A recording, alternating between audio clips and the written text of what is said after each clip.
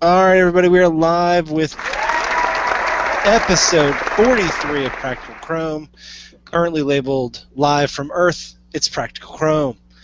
That's right, Practical Chrome is the video cast, sometimes podcast, dedicated to all things Chrome, maybe too many things Chrome. We're talking like Chrome on your phone, Chrome on your tablet, Chrome on your whatever you got. We're talking about it. This week we do have a couple of news bits, but otherwise we're just going to hang out and we're going to talk. We're going to talk some Chrome stuff. So, of course, co-hosting with me every week are the world famous Craig Tumbleson and the world nefarious James Wallace. Craig, how are you doing this evening, sir? Well, I'm a little better now that you phrased it that way. I was a little worried you would go the opposite way, but things are good. All right. I'm with you. And the notorious JW, how are you doing, sir? I'm doing nefarious. Nefariously. Have you fallen in love with the inbox? Are you down with the inbox? No, John, no. Come on, man. You got. It's not any less terrible than it was last time we talked about it. No, it's spectacular now. It's spectacular.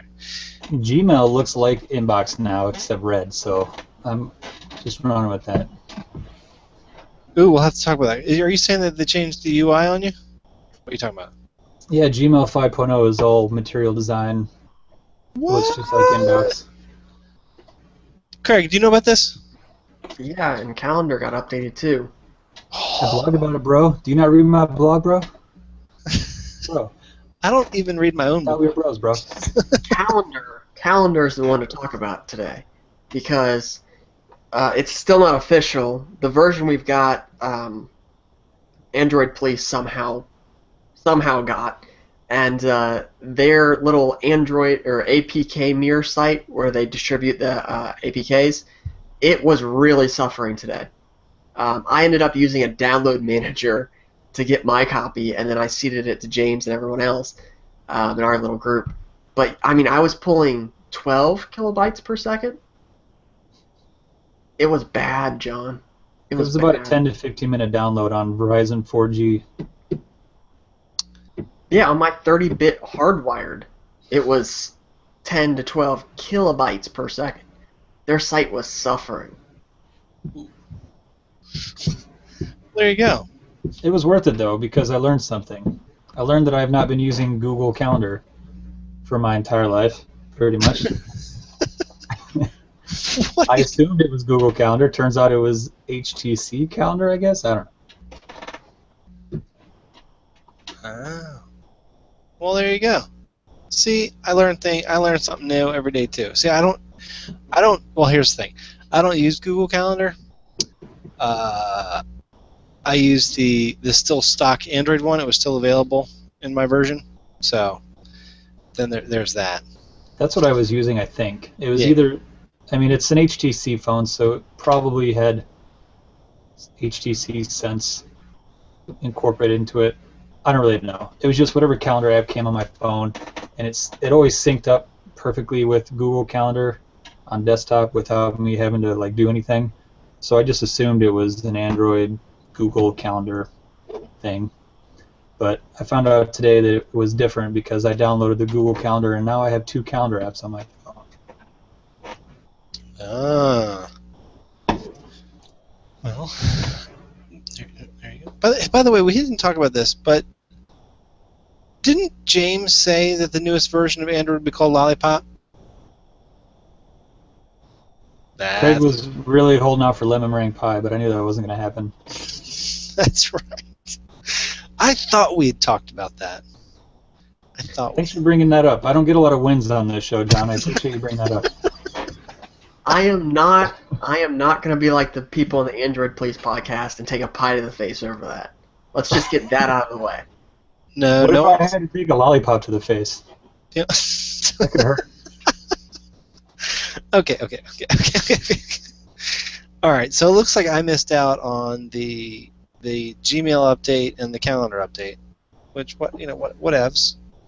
Kind of hurts a little bit, but it's okay. It's all right. It's all right that I was, but I did get the inbox. I love the inbox. I If think. you start downloading Calendar now, you might get it downloaded before the show's over.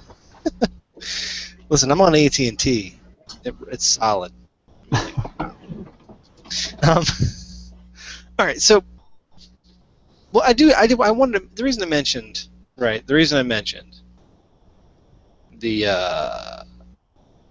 inbox is because it has become a goal of mine to have a zero inbox everywhere. And if you've ever tried this with Outlook, it's not as easy as with Inbox. So you can feel how nice Google has been able to take something as ancient as email and really kind of transform it a little bit so that it becomes more of a quick messaging service than a mail service. Kind of feel where I'm going there? No. Okay. I feel nothing. Craig, James feels nothing. I still can't talk about Inbox because it's not available for Google App accounts. So I am still completely in the dark. I mean, I've watched the little teaser videos. I've listened to these knuckleheads talk about it for a while, but I haven't got the pleasure of being formally introduced to any of it yet. So it's frustrating. It's a little bit like the Lollipop release. You really don't have a regular personal Gmail account? I'm saying. I do not. Not even for testing terrible apps like Inbox? You realize you could just make one, right? I could, but then I would have to invite myself or hunt down an invite, and I've got invites, but it's weird because I have invites. Like, people have sent my apps account invites, several of them, but I can't use them, so then I have to forward them on to other people. So I'm involved in the invite process, but I can't use it. It's painful. Well, okay. So I have an invite. I have some invites left. So I would definitely quasi waste one to give Craig Tumbleson to use a dummy account to test it out. But even if you did that, then I would have to send some emails to the dummy account in order to be able to play with it. Well, yeah. I mean, Send something there. Come on. Man, Don't you have that one client that you ignore all the time anyways? No. Well, you. I'm not a client. One time I was a client. Well, I ignore your emails regardless. Point being, even if I do that, okay, let's pretend like I send myself a bunch of emails and I talk to myself, which I already do. Then what happens if I actually like it? Then I'm still stuck in the same position I am now, where I want something that I can't have. So I am Trust me, just. that won't happen. You make a good point. All right. Well, I'll quit pestering you about it. I just think it's terrible that you do have to wait that long. I think it's a good thing. So, and I'm trying to reach that with Outlook. So, and I'll get there. I've got I was the type of person to just let the inbox just roll. I'm like, okay, I'll just scan it and have to hope that I catch what I need to catch. You're lucky if Outlook just works, John. I wouldn't push your luck with Outlook. No, it's not Outlook.com. It's an actual administrative I know. server, and it works well at my work. It has to because that's something I'll give them. The Exchange team that at my work and the Exchange application that we have, which is Microsoft, but is rock solid. I mean, if we didn't have, you need email in the enterprise, and when it goes down, everyone knows. It's one of those tools that everyone has to have, and we're in sales, right? So it's huge. So I can't really fault it. I like Gmail, but I'm just saying. John, if you get the new Gmail 5.0, you can add your work Exchange account to it, assuming your administrator would allow that. I did it. It was fairly seamless. Well, just saying. I don't You do have to understand. download a separate APK for it. I was gonna say I don't want to. Yeah. So the new Gmail app has the functionality, but you download a separate app to activate it, and then you can add accounts other than just Gmail accounts to the Gmail app, like Exchange accounts or whatever you want to add, and then it's just a separate account in Gmail. You can add a pop or. Oh, go ahead. I don't know why they chose to integrate it into Gmail and not Inbox, because to me it makes sense if you're going to release a new separate app anyway, add the ability to add accounts from other providers to Inbox and not to Gmail, because Gmail also provides email. To me, that's just like, ugh. How are there people at Google that let that out the door? How? I mean, surely at some point somebody sat down and said, wait a second, we're doing what? Like, they have their Friday no-go meetings. Surely somebody at some point said, are we sure about this? It's just, they obviously have reasons, because obviously at some point somebody did say something. So I would be curious to know what their reasoning for doing it this way is, because it seems a little bit crazy. It's Google. It's literally Google. Like, literally, did you see Inbox coming at all? Well, no. Well, kind of. There had to be a client at some point. And that's kind of the way I view Inbox, because I haven't been able to use it. I kind of view it as a new client for email, especially because it plugs into Gmail so well and uses your same existing data. And I knew Chrome OS, the offline client at the moment is a mess, so I figured that they were working on some sort of app or service that would serve as that client. But Inbox, so it makes sense. It's a different user interface. It's a different approach. That's what they're calling it. I get that, and to have a new client that serves a different audience makes sense. So I kind of suspected that something was coming, but I did not expect a new service without a offline compatible app for Chrome OS to be launched with the sole intention of working alongside Gmail. That is not what I was expecting. The general concept, yes, but the specific product we have today, no. It completely out of left field. Here's something else. At the very bottom of Gmail is the little sun. That has been there for a while, I think. But how often have you seen it? Nobody ever sees it though, because they have a million messages in their inbox. Now you've got these guys. See, I'm saying it's the bomb. It's the bomb. Anyway, all right. So let's get off that. So that's my own personal thing. I will say, Chrome OS related, I am waiting for them to update Gmail for desktop, because I want to be able to add accounts to my Gmail. And it's great that I can do it on my phone now, but I want to be able to add IMAP and Exchange accounts to my Gmail on my desktop. And I really, really hope that's coming soon, now that they've updated Gmail for Android so much. But I'm really hoping desktop is next. On that same note, I really want the offline Gmail client on Chrome OS to get a material design makeover. It needs a makeover big time. It does. I think it's the old iOS port. Oh, it is. Serious. I use it kind of frequently, like a couple times a week, and every time I have to look at it, I'm just like, I don't want to look at this. I think you're the only person who's ever told me that they actually use it. It comes in handy That's why. sometimes. It depends on how you use email, I guess, but and I don't have service. Emails.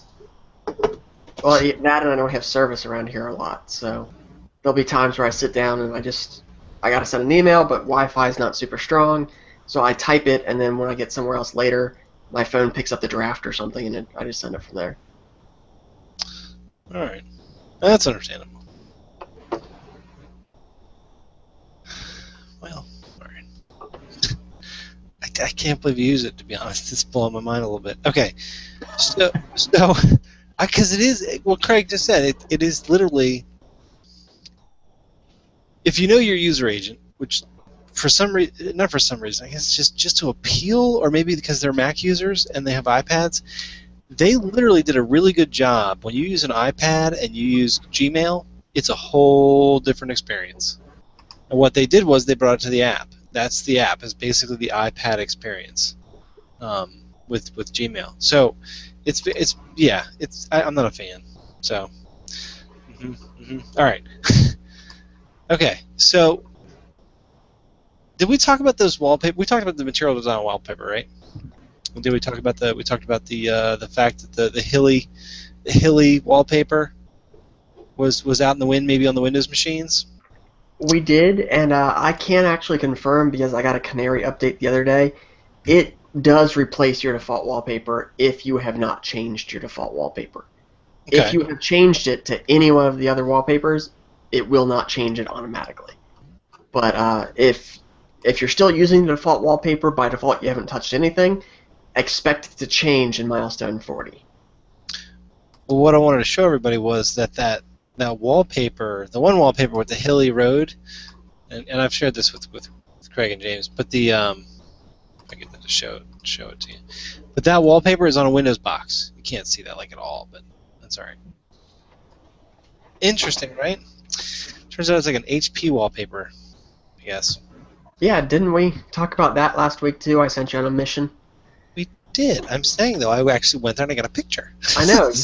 Yeah, and I checked everywhere. I found a reference of it. I found someone asking for it, but I have still not found the raw image. So, listeners, this is a call to action. I'll get it. Yes, please take a flash drive with you, or just a USB cord and plug your phone into it. I don't know about my phone, but I will get it. Because I'm due for a hot dog at least one time this week. There we go. That's the John we know and love. That's right. All right. So the other thing that I wanted to talk about that we have on our list, we do have a small list this week, which is nice, right? And that was, where was it? Okay. So we have the mute tab. We're gonna be able to mute tabs. So like let's say you've got a tab making noise. Like for me, the girls will be playing a video game on the computer, and then I'll go to do something, and then all of a sudden I'll hear something. I'm like, what the heck is that? You actually have the option to right-click on a tab and mute it. It's coming up to the Canary channel and Dev channel here shortly, and that's pretty cool. Don't you think? Yes, I like the fact that they're doing that. It's also funny that they said they weren't gonna, and then they did. That's right. Actually, good point, James. They said they wouldn't do it. What was their reasoning again? I cannot remember. I shared a link to Dinson. Go ahead, Craig. It winds up with a jarred user experience if you can mute an entire tab from the top, because the problem is you will mute a tab, forget you've muted the tab, go back to the tab, and try to play something else, and you won't get any sound, and then you'll think your sound is broken. And I guess they ran tests and showed that that was actually happening. So they decided they shouldn't. I don't know if they've reworked that to where, like, if you try to play something new, it'll override the previous mute. That's the way I would do it. But is this post from Frank Wos on Google Plus? Is it Francois? Or Francois? Yeah, is that where you're getting this from? It is. I'm actually displaying it on the monitor right now. Well, I'm not looking at your monitor. I commented on his post. He uses the BoJack Horseman screenshot for this. He did. I see. Yeah. Anybody that's seen that show, go +1 his post just for that. I don't know what that is. To be honest, the image scares me. It looks like there's one woman has a mustache, there's a Chihuahua man person, and then there's this horse man. It is a show on Netflix starring Will Arnett, and Will Arnett, I love him to death, as a horse, and just check it out. Check out the IMDb description first. The whole first season's available. It's already been renewed for a second. They're working on that now. It should be out sometime next year, probably. Binge it. It is great television. All right. I don't know what you're talking. I don't know what's going on right now. So the other thing, and I will check that out though. The BoJack down. The other thing was the material design bookmarks. So when we talked about the possibility of this coming down the pike, we talked. Craig, you were super excited, if I'm not mistaken. I mean, like literally, you were like, if it was in box stores, I'd run out of the house right now and go get one. And that was the bookmarks, if I'm not mistaken. Yes, Google stars, and I am severely disappointed. Let's jump in.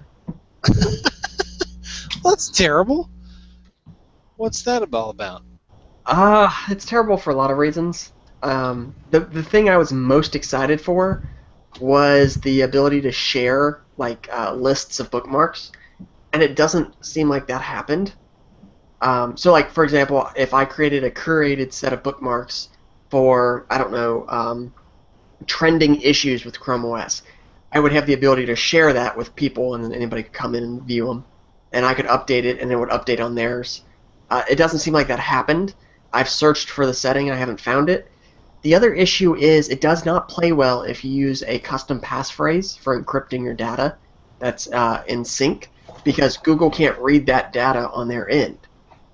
So they can't let you do certain things to the data on their end because they can't read it.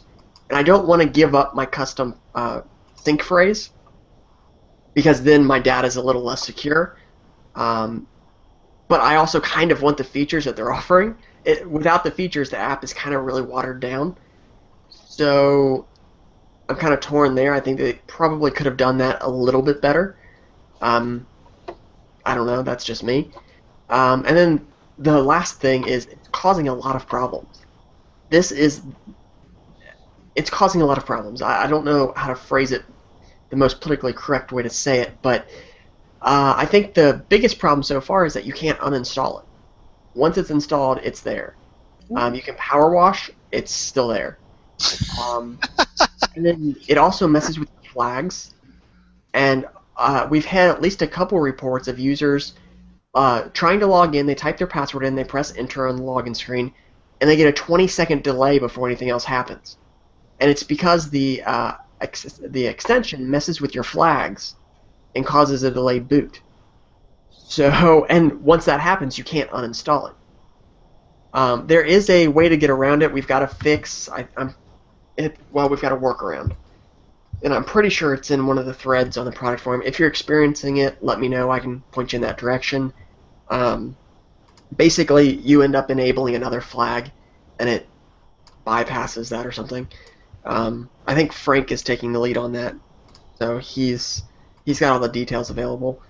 But yeah, so it's been kind of a mess so far in terms of disappointing functionality and it being kind of a zombie. I don't have very many nice things to say, and although I will say there's been a few people that have immediately they see it and the first thing they say is Google copied Opera again, because Opera just recently came out with this very visual bookmark concept, and the timelines, I remember the Google Star leak happening before Opera's announcement, so these are probably things that were being developed concurrently and they just happened to be released about the same time. But I will say I've looked over the Opera one, I kind of prefer it in terms of visual style. Ouch. Also, not being able to turn it off, that really sucks. That is not cool, like at all. Like at all. Yeah, I think it's just you can't uninstall it or disable it. I'm pretty sure. I haven't tried to uninstall it. I install it. I'm happy with it, even though I don't use it. But yeah, I think people are uninstalling it, and it's coming back. It's bizarre. Because what I'm doing right now is this is the first time I've actually opened it, right? Because I took a look at it and I was like, oh, cool, let me take a look at that, and so there's automatic folders, auto folders. What are those, Mr. Tumbleson? That's pretty cool. I don't know that I get those. Because again, it doesn't let me do a lot. No, it says no auto folders available at this time. Yeah, I get look at that. Oh yeah. So what they've done is they've actually pre-categorized my all of my bookmarks. So like I've got it doesn't work very well though. Like Gutenberg.org is under games.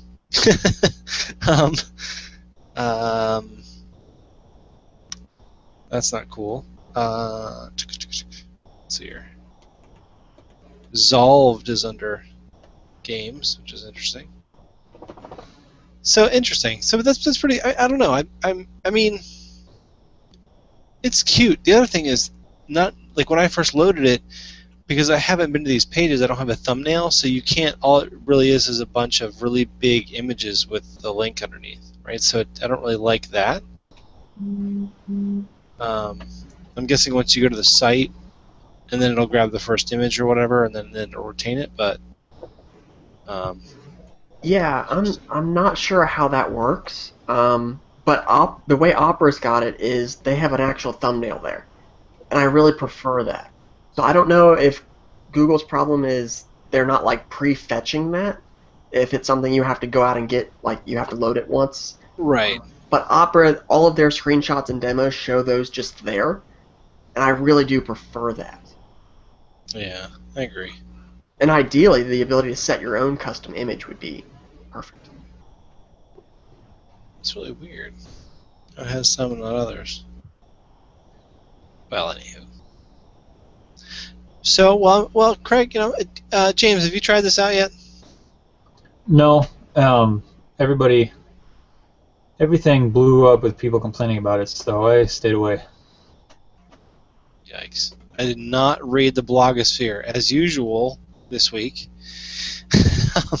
Because I downloaded it tonight, was like, oh, cool, look, the thing that Craig wanted is here. Thanks, Craig. So, but I don't know. I'm not going to be a hater yet. I'm trying to see if it really helps. So, like, if you have so it has a search feature to your bookmarks, which I think is really neat. I haven't worked with any of the. Well, that's not cool. It looks like you can select multiple and do things with them, like move them to a folder. So it has like a gallery type of functionality to it. It's neat.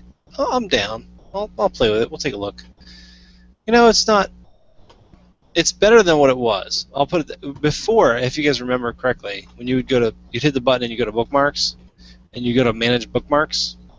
It was ugly. I mean, it was ugly. It was not friendly. I'll tell you my biggest complaint.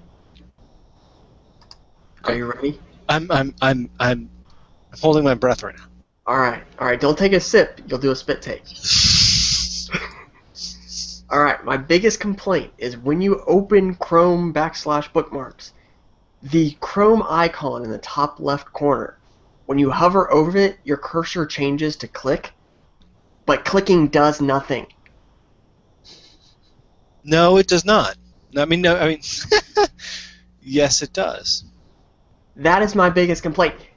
Why change it if you're not going to? It does do something. It goes home. It goes to all items. Does it? It's your standard home button. That's what it is. See, I don't have the auto folders or anything, so I had no reason to be in any of them. All right, but when you're on the home page, it does nothing. Yes, this is correct. But when you're deep inside of a folder and a folder of a folder, you do have the breadcrumbs, right? Which we all love breadcrumbs. It's so popular these days. And look, wait, Craig, hold, wait.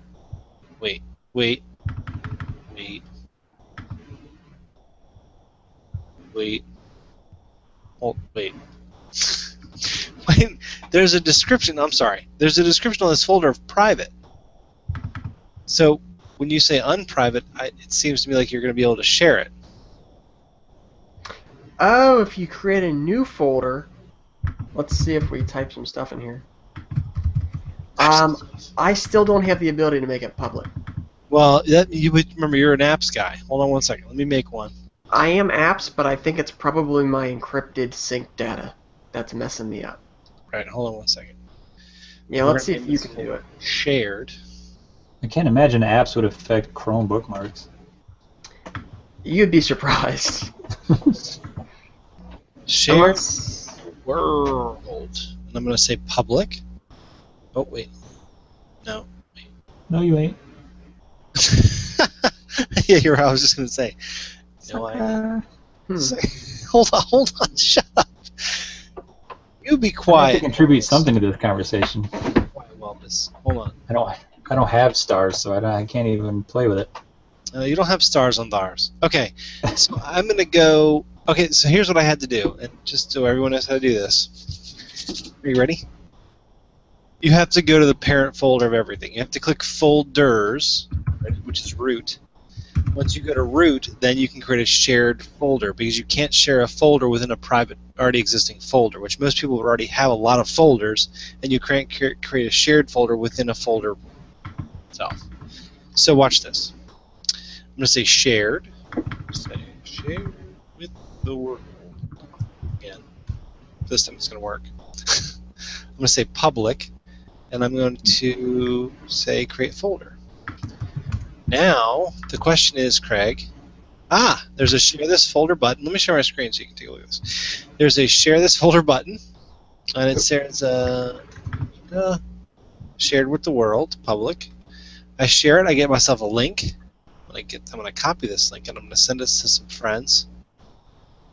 So let me give them a call, and then I'll have them look. Hold on. Okay, so there you go.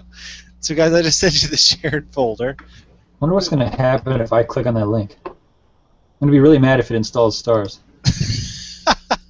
Hold on, let me put something in there. I got nothing. Well, oh, you haven't put anything in there yet. I know. Let me put something in there real quick. It works. The problem for me is I can't get a link from my shared folder. Yeah, well, did you go to the root folder? I did, and it let me create one that's public, but it still won't give me a share link. Oh. And I bet it's because the data is encrypted server-side, so they can't host it. All right, now I've added one. Go to the link again. James. I refresh. Now I see an image of a phone, Droid Turbo Verizon Wireless. There you go. That's cool. Yeah, that's It's horrible. an actual thumbnail. It's not just a blue square. Right, Yeah. mine's still not even a thumbnail yet. Oh, yeah. You're seeing a pink square on your screen, Yeah. but I see the actual image. I guess I can share my screen here. I see the actual image here. So do I. Oh, wait, now I see it. I had to refresh my screen. Oh, there you go. Oh, have you seen that advertisement with what's his face? Hilarious. Now that I see the image, I don't know if you saw it. What's his face? It's James Franco, and he's got the droid, and he's falling out of the building, and he's able to extrapolate his speed and then go through the awning. It's funny. So I still can't share this folder. So I'm assuming it's with my encrypted data. Okay. So I'm blaming myself, which I'm okay with. It's still not super exciting. All right. I think it's cool that functionality you were looking for is though available, but just not for people that are super security conscious or paranoid, whichever one you label it. Well, That's the word I'd use. there should be an option though to sync like your private bookmarks encrypted, and then the ones you want to make public anyway, store those unencrypted. And I agree. I mean, there should be this separation there, but I mean, so that'll come. It's just kind of like an inbox coming to your apps thing, right? It's just it takes some time. Wow, we're assuming. We're assuming. We are making some assumptions. That's just for sure. All right. So that's cool. I mean, I like it. I mean, I'm gonna definitely take it for a spin. To be honest, I will be honest with you. I never went to the bookmarks manager because I hated it. I really dislike. I mean, like literally, I was like, no, that's cool. I always use the toolbar. I always use the bookmarks toolbar, which was also available on the new tab page. It was actually it was a rendered object in the page itself instead of being an actual like bar in the way at all times, because it was stored by Google, so they could just on your new tab page they could just load a bookmarks toolbar in JavaScript that was dynamic to your actual account versus taking up space when you were on a regular website, right? And I really liked that. I thought that was really cool, so I would just go in there and I saved them all the bookmarks toolbar. So that's just me. So anyway, all right. So next up is and Craig, we talked about this before the show a little bit, and I wanted to bring it back up because we talked about Skype going native on browsers / Chrome OS. Ever since we started the show, one of the apps we've talked about over and over and over again is Skype. I mean, like, people love Skype.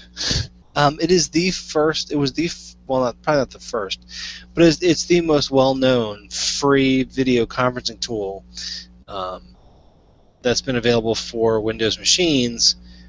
And it's everywhere, right? I mean, it's big. So James talked about how in the stores, he said if you had iTunes or you had Skype and you needed those, keep walking, right?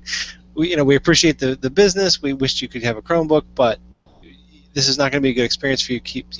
Definitely check out those Windows machines or Mac machines over there. They're cool. The fact that Skype could come to Chrome OS, it's got to be coming soon, right? Because I mean the technology's always been there with WebRTC. Google's already done it with Hangouts. What I want to talk about, and we talked about the technology a little bit last week and how ORTC versus WebRTC.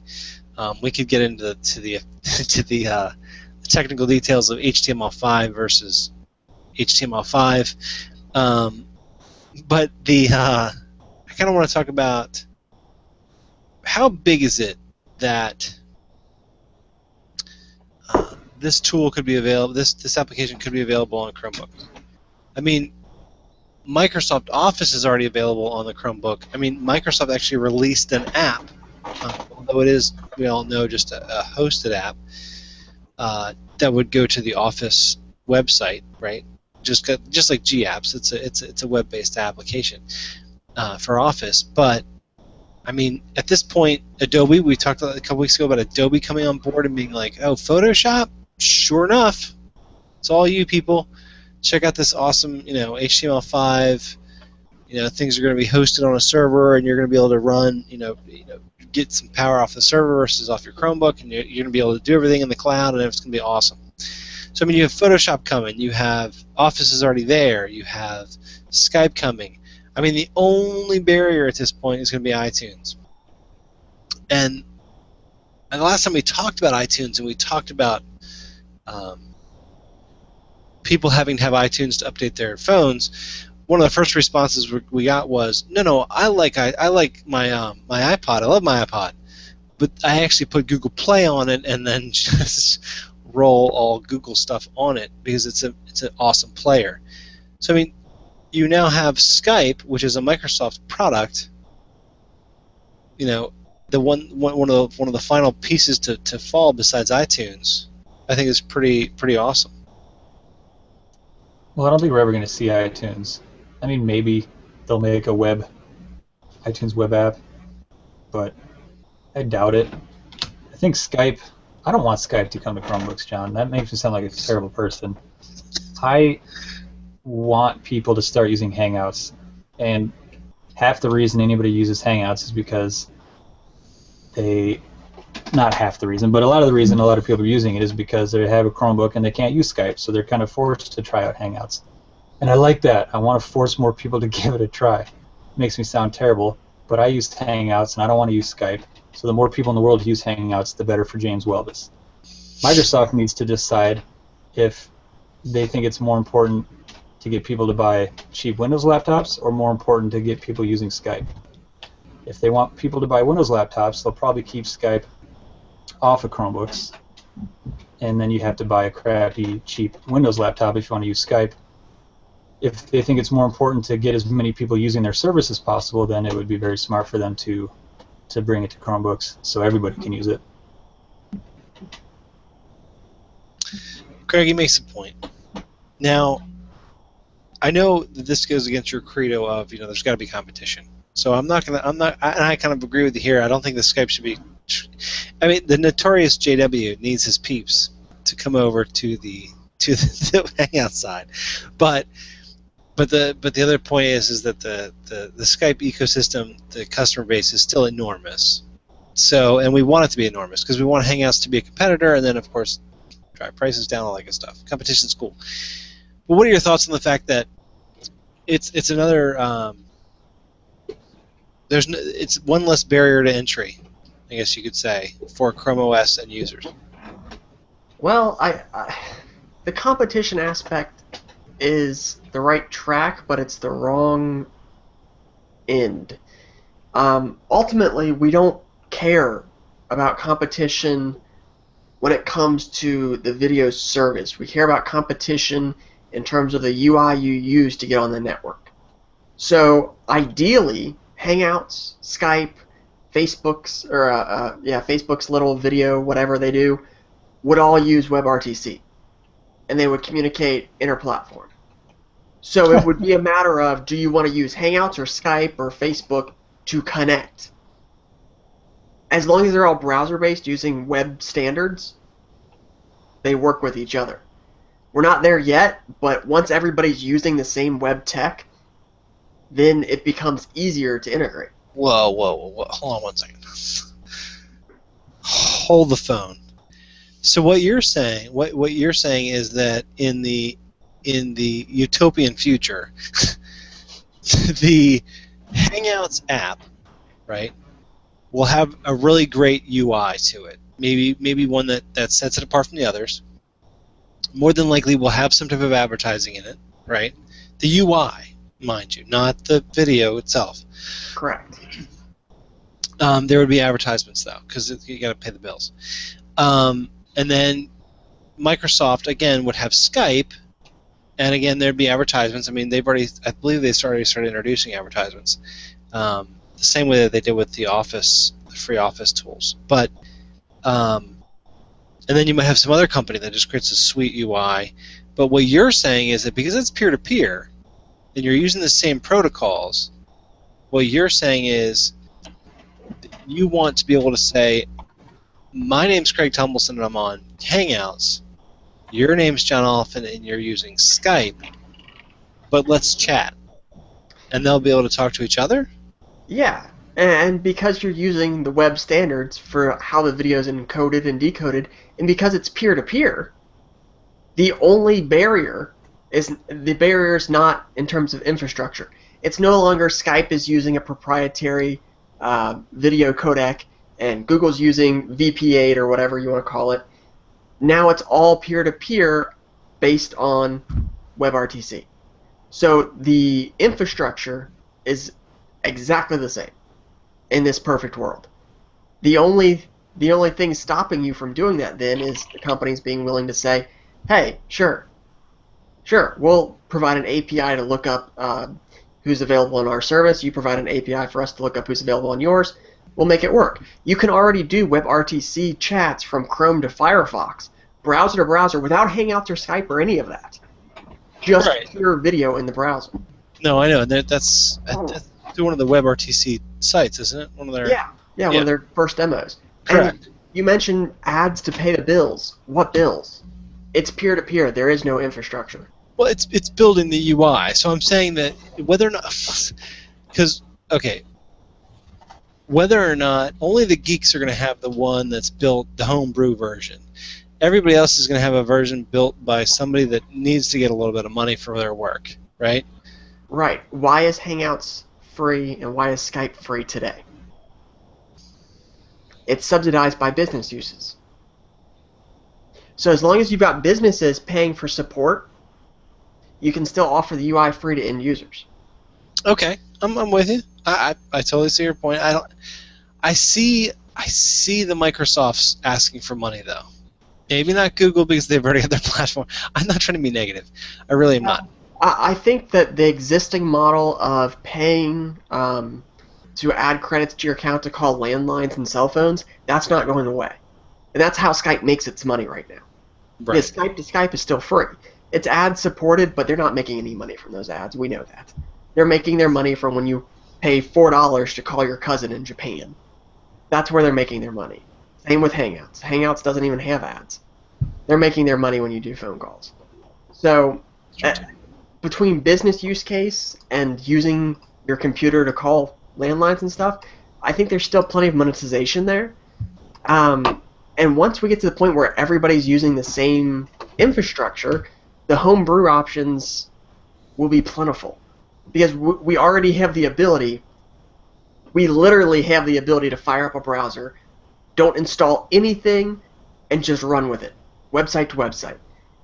We have the ability to do that right now. No ads, no nothing. Completely peer-to-peer. You make a point. I mean, when it becomes as simple as visiting a web URL rather than installing Skype, I think that's the point when homebrew and stuff becomes equal. Because the only difference then is the interface. Do you need this bell? Do you need that whistle? And, look, I got bells and whistles. You know I do. I know you do. And James and I actually showed this to James earlier. He wasn't aware of it. When that calendar APAC, we were having trouble, we used WebRTC data channels for him to download a file directly from me, completely peer-to-peer. We didn't upload it to Drive. He downloaded it from me, from Chrome Mobile on my Moto X. Completely peer-to-peer. And it's built into WebRTC. It's data channels. So rather than exchanging video, you're exchanging data. So it exists browser to browser, completely plug-inless. So for me, it's like, let's make Skype work with FaceTime, and let's make FaceTime work with Hangouts. Get on the same platform. Hangouts is already WebRTC. Microsoft's talking about building ORTC into Internet Explorer, which means Skype will probably move there. Facebook should be browser-based. It should, shouldn't it? Right? You shouldn't have to install a plugin to video chat on Facebook. Listen, their cluster with the whole separating out the Messenger app from the regular app, I still hear about to this day from peoples that love. Sure. Yeah, and think about that. Think about that for a second, though. Now that in Lollipop, they are going to be able to update the Chromium engine on the fly, so you don't have to update your major version of Android. Chromium updates separate. Chromium supports WebRTC, which means that as an app developer, you can make it's basically just a web view. It's a web view to do video chats now. So you don't have to include libraries or any of that other nonsense. You basically just open a web view and tell it, make this connection using WebRTC. Use the web APIs that let you grab the camera and audio access. James is yawning. It's a whole new world. Not you, Craig. It's me. Well, listen. It sounds like the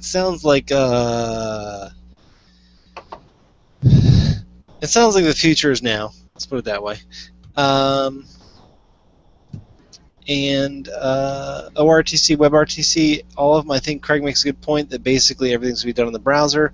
You know that I am down with that. I'm still trying to hit the age of ascent every Saturday, where the web browser disappears and I'm just flying a spaceship in the middle of 200 other people flying spaceships and shooting each other in real time. Ridiculous. I think I think the future of the web is, it's awesome. I mean, today I sat on the couch and used VMware's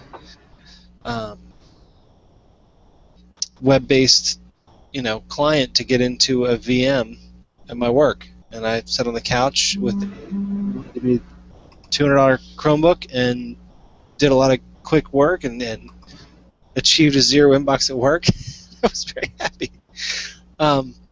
It's amazing. It's good stuff. So real quick, I want to go over the apps, right? The apps. I had 3 kind of throwaway apps. They're fun, but Craig, you did have one in there that you wanted to talk about, the extension update notifier. Yeah, this wasn't actually for the show notes. It was something I was showing James separately, and you just ran with it. I did. I totally ran with it, man. Basically, this is developed by our favorite friend, Mr. Beaufort. It has 20,000 users, so it's been around a while. Basically, it just shows a notification when an app or extension updates.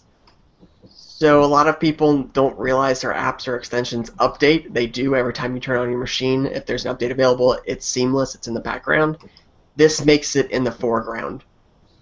That's the difference. Every time I open up one of my machines, I get updates. I'm on my Acer C720. Four apps. Yeah, I had 4 app updates today. Wow. So things are happening, and I had this machine on yesterday. So. Wow. Yeah, Chrome apps, they update pretty frequently. And then, of course, there was the Google Play Music fiasco this weekend, but we won't talk about that. There was a fiasco? I don't That's know. how I would describe it, yes. I don't know anything.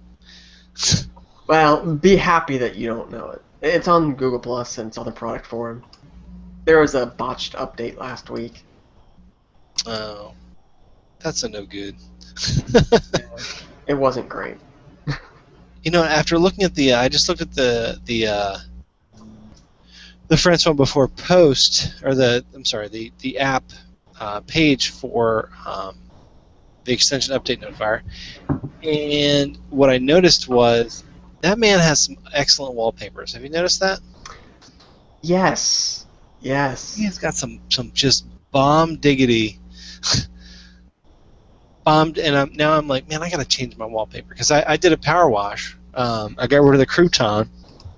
It wasn't working, and I know there's a script for that, but I was like, you know, I'm done with it anyway, and I didn't really want it. Not that I didn't want it, but I didn't need it anymore. If I need it, I'll go back. You know, it's super quick. But I wanted to go ahead and get rid of everything white, give it a good wipe, and I got rid of my wallpapers. But I've been hitting the Reddit and getting some good ones, and I was like, man, I gotta get me some good. Like, look at this wallpaper. Come on, that's so cool. Are you still using Reddit for your wallpapers? I am. What's wrong? Don't. What? Well, Man. In the past, I always used a site called Wallbase. It was, I think, .cc, and it disappeared. And there's some long, convoluted backstory as to why or how. I don't know. I didn't follow it that closely. But apparently some people in the community have resurrected its database. I don't know. But now it's Wallhaven. So I switched my bookmark, and now I'm happy again. Wallhaven. So yeah, it's wallhaven.cc, and they've got some good ones. No, but listen, the other one was this one. This is a picture I took from an airplane. This one was my image for a while. That is awesome. I took that from an airplane, so it's in between clouds. It was awesome. So I go to Reddit. You know how Reddit works, right? I mean, like, literally everything's there. And if you have a certain style of photography that you like, you can. So I hate saying this, but the one that I like is called Earth Porn. And I actually got in trouble at work the other day because I was like, "Have you been to Earth Porn?" And they were like, "What?" And I was like, "Earth Porn." And then I started talking about it, and they're like, "Oh, that's cool." And I'm like, "Earth Porn." And they were like, "Look, stop saying porn." but it was I go to Earth Porn, so you know Reddit.com. Is it Red 2Ds in Reddit.com? / Earth Porn. Earth Porn. I do it on my phone, so there we go. It's Earth, not prawn. Earth Porn. And I must not have done that right. r/Earth Porn. Oh yeah. James doesn't even use Reddit, and he's correcting you. Come on, John. Ooh. So, and these are all really, really fantastic photos. And because it's Reddit, people break it down, and they'll be like, "That's not real. That's got too much HDR. That's got right." So only the ones that actually are good, real photography are kept, and get really high. So that's where I get my photos from. So I don't go to no like, I want a wallpaper website. I go get real photography, Craig. That's right. I went there. They've got categories and filters and whatnot. But like, look at the one I got going right now. Look at this beautiful thing. Yeah, that's probably not real. Too much HDR, if you ask me. Oh yeah, HDR. But the point is, it's awesome. Okay, so that was any other apps? I mean, the Chrome. I've got other ones like Wikipedia. They released, or somebody made a new Wikipedia app that uses the mobile site. I think it's kind of cute. There's Inbox, because that's how I roll. And there's Writer, which I thought was interesting because it's a really cool. It's a really cool site that allows you to just. It'll actually save to in a cookie, so you can just go back and forth to the website. But of course, if you were to power wash or if you were to clear your browser history, you'd lose everything you were typing. But like literally, and they charge you to do syncing to a Drive account. But you can download it as PDF. You can download it at any time as a text file. But they do have a version available on the web store. So I just thought that was fun. And they have it's funny I couldn't do it. My computer right now is actually typing. And when you hit characters, it goes. They have a manual typewriter sound. It's like ticka ticka ticka ticka ticka ticka ticka ticka, like when you're typing. I make a terrible impression of the sound. But then when you actually hit, do you guys remember did you ever have anybody who had like one old school and you could actually slide the carriage return? Oh man, good stuff. You're old. I'm not. I love that. That typewriter was the bomb. Any other? Yeah, I was going to mention an app. I can't really talk about it because I haven't played with it much, but there's a new photo editing app called Polar with 2 R's. I've heard it described as the Pixeler killer. Ooh. I don't see it yet, but it does look pretty nice. There's also another photo editing app called Gravit. It's like Gravity without the Y. But we're on Chromebooks. We don't have Photoshop, so whenever someone's talking about some photo editor, it's at least interesting. And I haven't played around with it yet, but Polar seems to have gotten a lot of good reviews, and it always seems to be featured in the Chrome Web Store. Whenever I open up the web store, it's one of the apps in that main slider, so check it out. I have nothing to say about it yet. Oops. Well, while screen sharing, it killed my computer. Chrome completely restarted Chrome. All my apps restarted everything. That's fine, but that happens. I mean, you load the dev editor from Google, you'll crash everything if you're doing something funny. So anyway, all right, that's cool. I'm definitely gonna check out Polar because got to be getting on that. Look at you with that ORTC uploads. Look at you. All right. Anything else this week, gentlemen?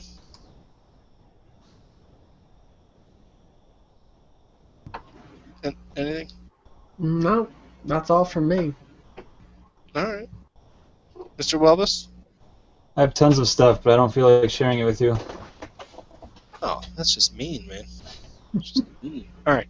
Well, we'll go ahead and end it tonight. I think it was a good show. Appreciate everyone watching, listening, checking us out. Mr. Tumbleson, where can people find the infamous, the estranged, the ever-loved, What? Estranged? the most popular Mr. Craig Tumbleson about the week? I think you're looking for somebody else. I don't know where you can find this guy at.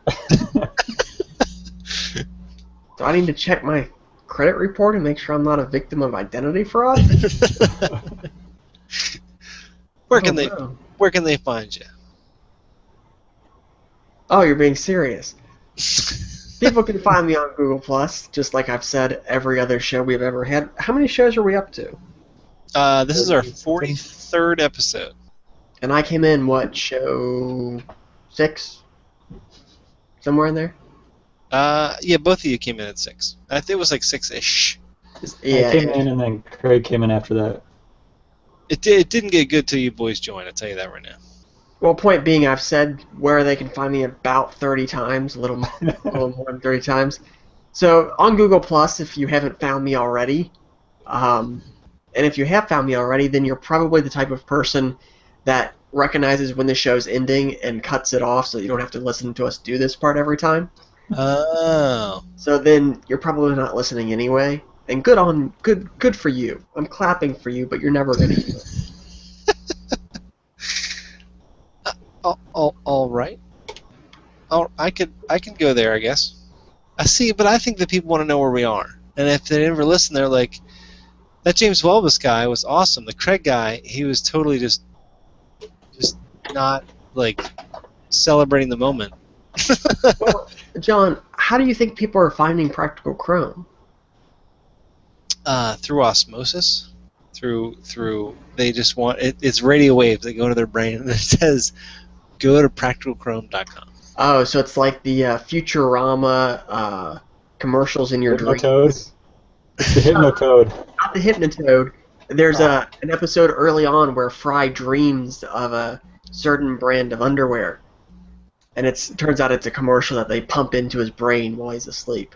And then the next day they go to the store to buy some, and he finds out that he had interest in his bank account. I watch too much TV. You definitely watch too much television. Both of you do. We all do. I'll put it that way, because you know what? I found out that Kill Die Repeat was at Redbox, and I almost canceled the show because of it. I was like, I gotta go rent that. That's what I gotta do. Because I'm just addicted to the. I watched Oblivion, and now like Oblivion seems like, you know, it was so good, and so like this Kill Die Repeat movie, it looks like, you know. James is like Frog from the. Was that from Futurama? Yes, it's Hypnotoad. Okay. It showed up once early on, and people just took to it, and then they ended up using it again when it returned, I think, from permanent hiatus to Comedy Central. That was their opening. I think it was like the Hypnotoad and then Bender's voice saying, when Snap Fingers, it was like we were never gone or something. I'm pretty... I remember moments. I don't know like word for word or episode titles, but I've seen the entire series probably 6 or 7 times, so... Where can people find you, James? Thanks for asking. Well, if I remember correctly, you can find me on Google Plus. That's about it. That's about it. All right, people have already stopped listening, so it's okay. Well, they can find me at practicalchrome.com for a little while, and then they can find me on John Alton at Practical on the G Pluses. And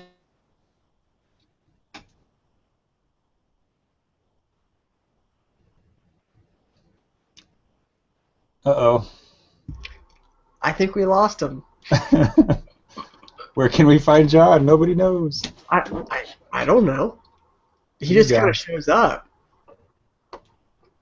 What happens here? Is this episode still going to get saved if we leave and he doesn't come back first? I don't know that it'll... Well, it's got to go somewhere. I'm sure it'll still upload to his Google account, right? Well, YouTube. yeah, I don't know if it'll... I don't know. I have no idea. Well, this is going on the blooper reel. You have a blooper reel? Oh, I'm sure somebody out there has put together some sort of collage of us. I'm surprised there's not like a Tumblr dedicated to practical Chrome GIFs.